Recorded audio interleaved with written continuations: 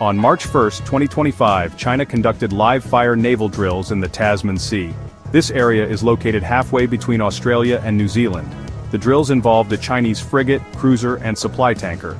China gave very short notice of these drills.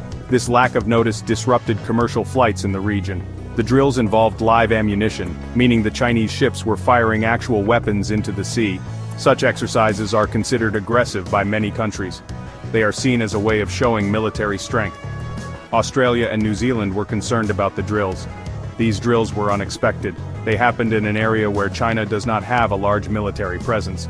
Australia and New Zealand usually conduct military exercises in this area. They see it as part of their own security zone. However, China's actions challenge this view.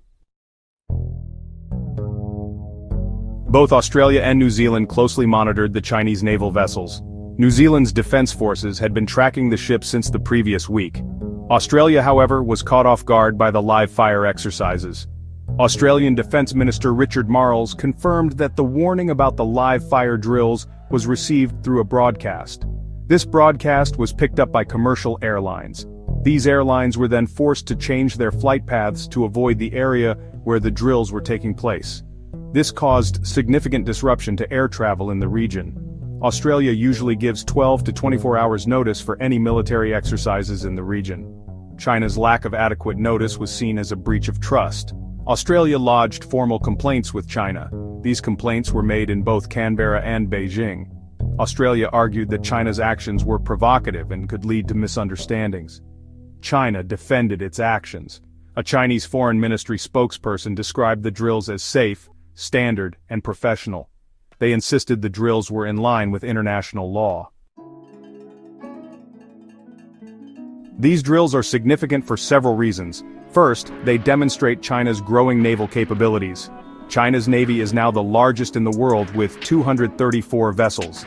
These drills show that China is able to deploy these vessels far from its shores. This has implications for the balance of power in the Asia-Pacific region. Second, the drills are a sign of China's growing assertiveness in the region. China is increasingly willing to use its military might to pursue its interests. This is causing concern among many of China's neighbors, including Australia. The drills highlight China's interest in the South Pacific. This region is strategically important. It contains vital shipping lanes. Third, the drills are a test of the US and its allies' resolve. The US has long been the dominant military power in the Asia-Pacific. However, China's rise is challenging this dominance. The US and its allies must now decide how to respond to China's growing assertiveness. The drills in the Tasman Sea are part of a pattern of increasingly assertive behavior by China in the region. In recent years, there have been a number of incidents that have heightened tensions between China and its neighbors. These incidents include March 2025. A Chinese fighter jet dropped flares near an Australian aircraft in the South China Sea. 2024. A Chinese fighter jet intercepted an Australian Seahawk helicopter dropping flares. 2023. A Chinese destroyer used sonar pulses against submerged Australian Navy divers near Japan. These incidents are a cause for concern.